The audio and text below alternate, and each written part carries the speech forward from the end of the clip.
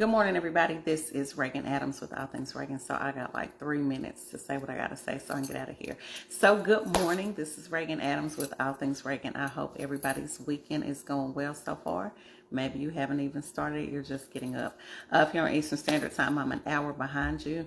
But anyway, I'm about to get out in the street and move and shake a little bit, which when I say move and shake, I don't mean too much because I don't do much. But go to brunch. So I'm getting ready to meet my homegirl, Nicole. And we're going to, I think it's called Trez something and wine bar. I'm not sure. But anyway, I'm going to meet my homegirl and get out in the street in a little bit and see what I can see because I'm stepdaddy ready this morning. Always going to be stepdaddy ready when I'm going into the city. But just out, period, because they're everywhere. Listen, I always got to be prepared. So I wanted to talk to you guys really quick this morning. I was listening to a sermon, which I listen to them probably daily. I like to try to keep positive things coming in my ear. So, to keep the negativity away. So I like to feed my faith and starve my doubts and fears. But one of the things that I picked up on this morning is about having the courage just to walk away and go on and move on with your life. And so I was just kind of, after I was listening to the sermon, kind of had a few thoughts about me moving on with my life. And, I've survived death, through my ex-husband. I survived our divorce. I've survived different relationships or situationships that I really had no business in, whether my feelings got hurt or, friendships that have been severed. I was able to get up and walk away and move on with my life. Now, I'm not saying that, times when these things happen in my life that they didn't hurt. Like they did hurt, but you don't stay there. If I had not let a lot of the things go that have happened in my life, whether they be good or bad or separation happened, I would not be here now. I wouldn't have been able to make the leap and move to Texas. Sometimes we have death of loved ones, and I understand, if it's a grandmother or, whatever, somebody that was very close to you, it's like it hurts, like they've left you, you can't move on, like you just sit in that hurt day to day missing them. I'm letting you know right now that is the enemy holding you back from living your life. I would not dare good morning, Dorothy. I would not dare let somebody that I've separated from, a situation that I've had that didn't work out, my job, past jobs, past hurts. I would not let that keep me from greater.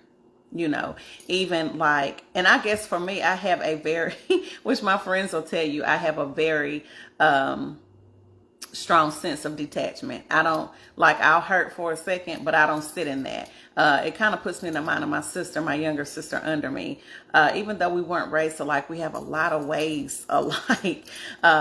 She had different relationships or marriage or whatever, and they didn't work out. Anytime her feelings were hurt or anytime that she had things going on, she would go back to school and get a degree. Like, seriously.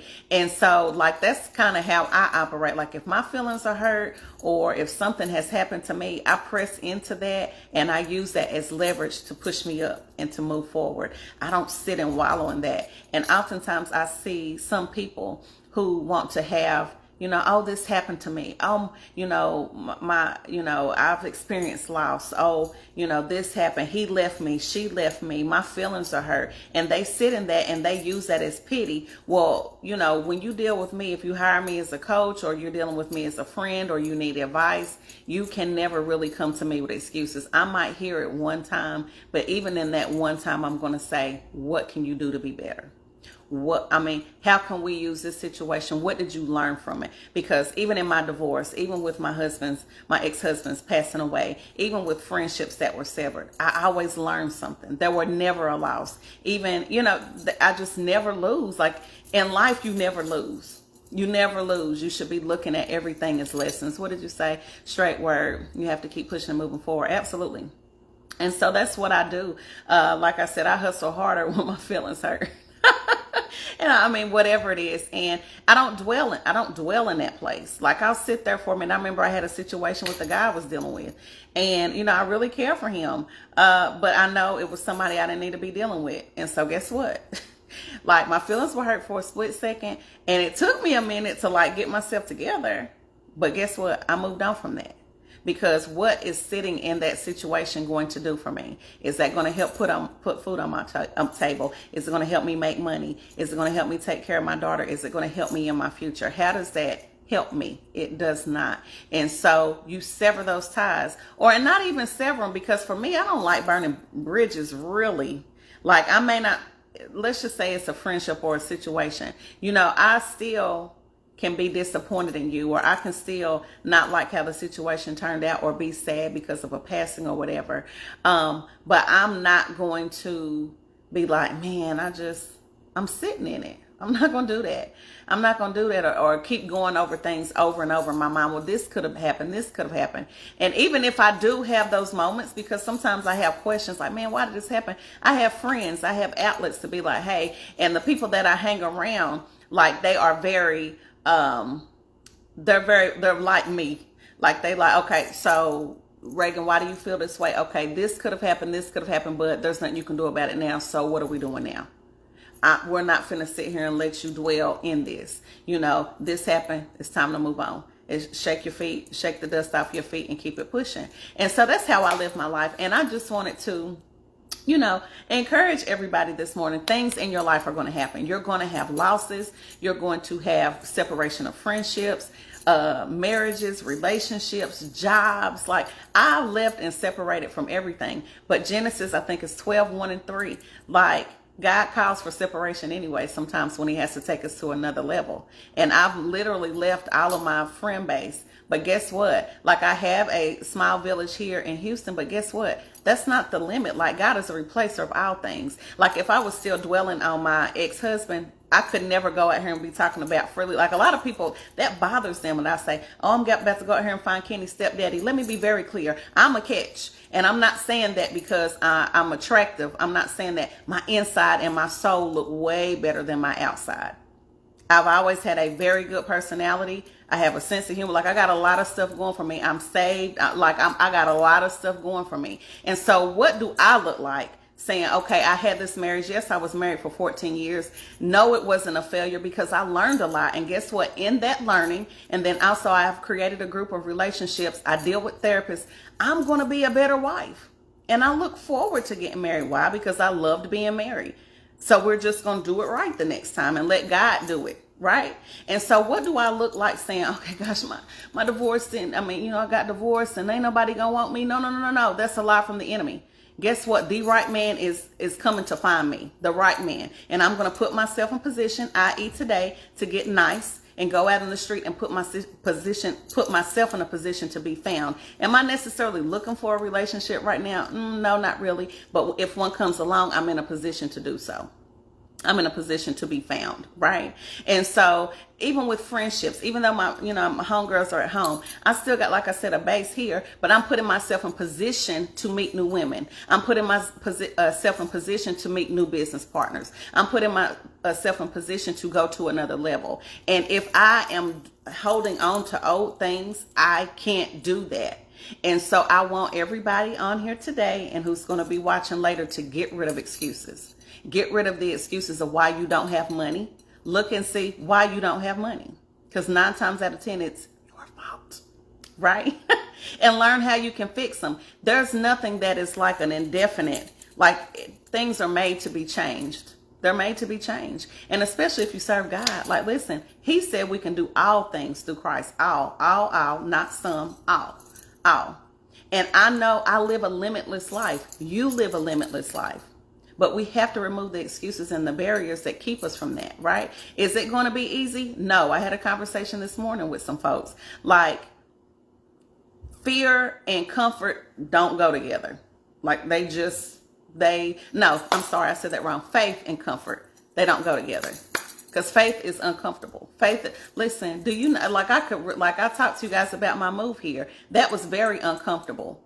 Like, it was because it was the unknown. There were so many things. Like, I had been to Houston, like, not a million times, but a lot. But it's nothing like actually picking up and moving 14 and a half hours away from your home. I've never left home. Like, I went to college at ETSU. That's an hour and a half down the street. My fiance was home, so I was back at home all the time. Like, I never really made a move.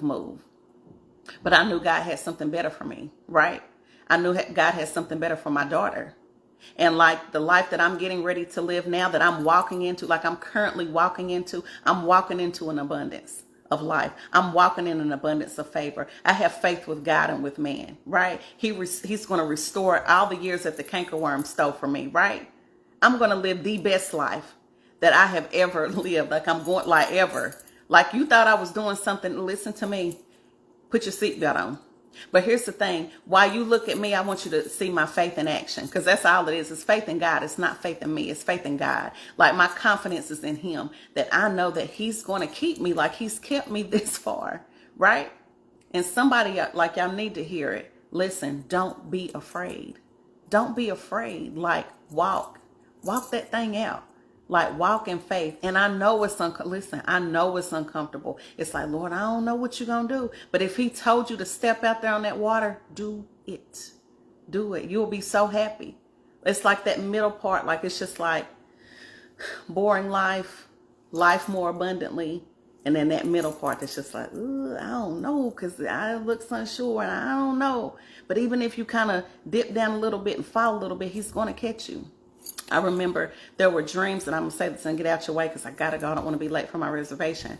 But I remember there were dreams when Boo first left. He went to prison that God had given me. I always knew that he was carrying me and Kenny because I would always see a hand. He would show me his hand, and there would be storms. Like God always warned me when something was getting ready to happen. I was going to have a storm or whatever in my life. But I would always see his hand, and his hand I would be, Kennedy and myself would be in God's hand, and he would just carry us. He would just carry us. And I just want to let you know he's going to carry you. And you may even fall. But guess what? You can get back up. What is it? A righteous man falls 7 times? He falls way more than that. Listen. If I can tell you the ditches I done been in, baby, listen to me. Listen to me. But God takes care of his own. He takes care of us. He really, really does.